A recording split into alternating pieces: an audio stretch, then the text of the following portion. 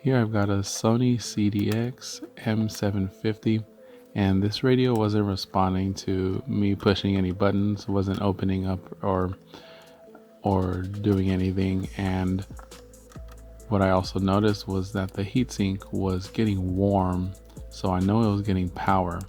And what I ended up trying to do is replace the IC amp, or the MOSFET, which is what powers all the speaker outputs, and I guess the circuit probably has to pass through that MOSFET in order to reach the faceplate. So as I tear down the radio, my goal is to replace that MOSFET and hopefully the screen will turn on.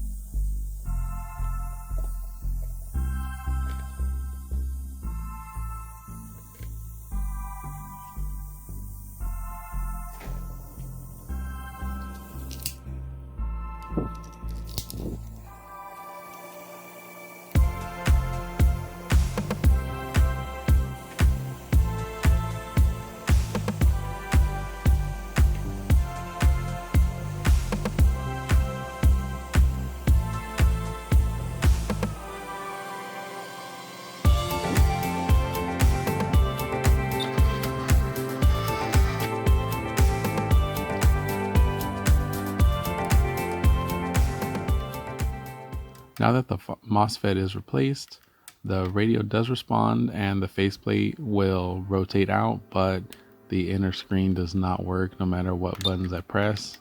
And I think a new faceplate is what this radio needs so that it'll be usable again.